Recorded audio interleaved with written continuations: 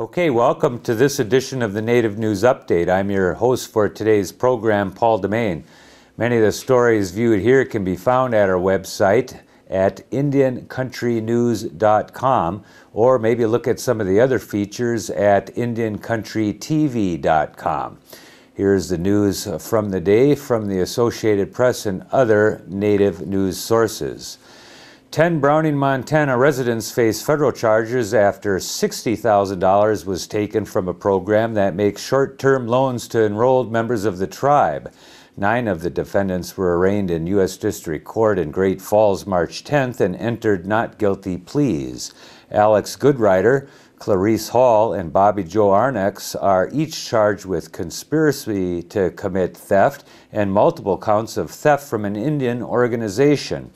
Duran Bear Medicine, Alvin Lazy Boy, Chief Holy Star Fish, Wilma Hoyt, Martin Heavy Runner, Bonita Plenty Horse, and Severt Running Crane are each charged with 1 count of theft from an Indian organization. District Judge Keith Strong said the defendants are charged with a pattern of offenses, but did not elaborate on the basis of the accusations. A 32-year-old mission man charged with beating up a woman and holding her against her will has to serve 3 years probation but avoided prison time.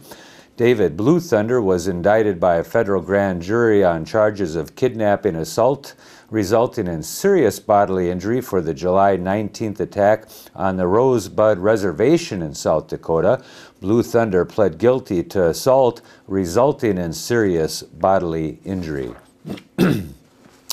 A Colorado legislator is asking state and federal officials to help resolve a decades-old dispute over pollution from a power plant on Indian land, saying he's tired of the mustard-colored cloud that blankets the area.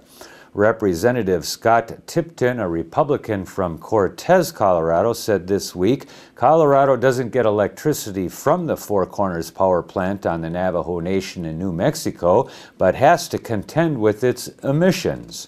Tipton is asking Colorado Attorney General John Suthers and U.S. Interior Secretary Ken Salazar to join his appeal to the Environmental Protection Agency for more stringent emission standards. He's also asking Salazar to intervene since his department oversees the Bureau of Indian Affairs.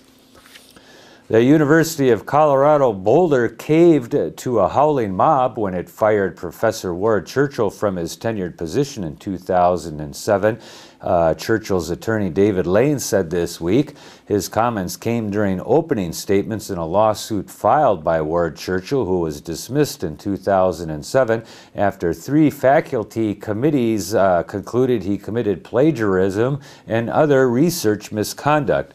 Churchill denies the charges and filed suit in state district court, saying the school was looking for reasons to fire him after the furor over his remarks he made comparing some September 11th victims to a Nazi. Lane told jurors the school should have defended Churchill's right to speak freely about the terrorist attacks rather than to denounce him. Churchill's dismissal followed a public and political uproar over an essay he wrote comparing some September 11th victims to Nazi Adolf Eichmann, who engineered the destruction of Jews during World War II. Churchill says the description was taken out of context, and he sees the case as a fight for academic freedom. The Mashpee Wampanoag of Massachusetts may scale back its plans to build a resort casino. Newly elected tribal leaders tell the Cape Cod Times its plans to commission a study to determine whether a $1 billion facility in Middleborough to rival casinos in nearby Connecticut is feasible in the current economy. Tribal Chair Cedric Cromwell and Vice Chair Aaron Toby say they need to know if the location can generate enough revenue.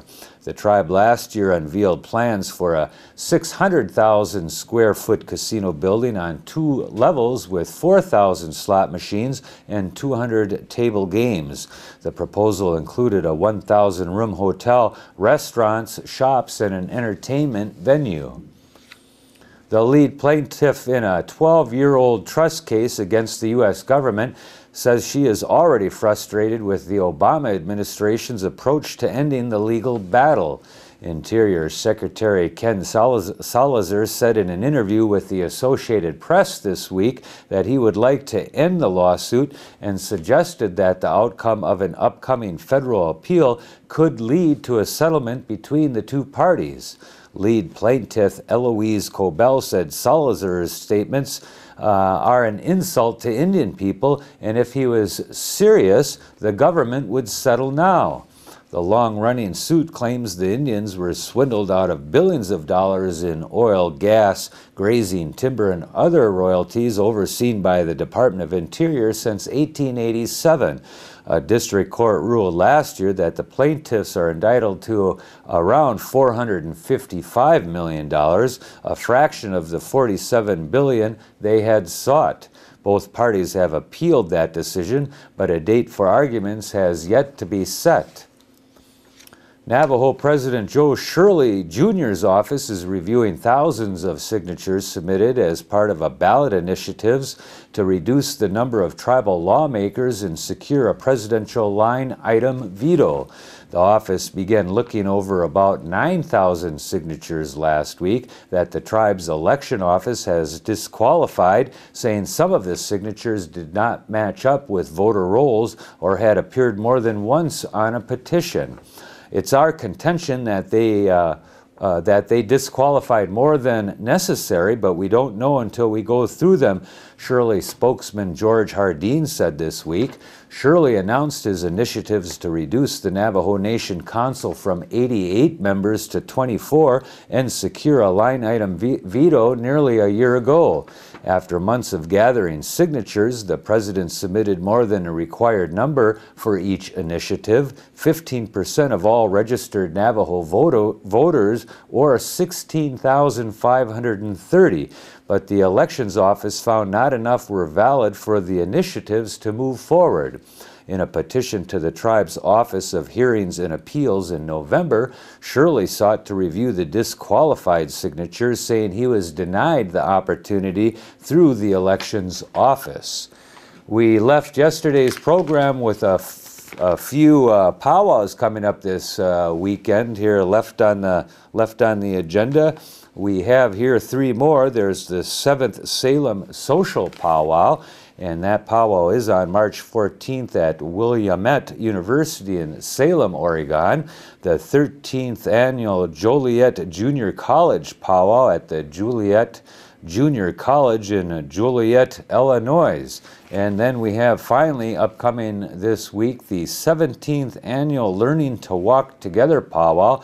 That's being held at the Vandemont Arena at NMU in Marquette, Michigan this weekend, and that's scheduled for March 14th and the 15th according to the agenda here. Okay, my camera producers have guaranteed me that they will not turn me yellow on camera anymore. They've figured out what the bug was and gotten rid of it. And that is the latest roundup of news from Indian Country on this edition of the Native News Update. We want to thank our underwriters for helping with us with this broadcast. We want to thank our cameramen, Nick Vanderpine, Lonnie Barber, and Donna Treadwell for her assistance for this latest show. Thank you much.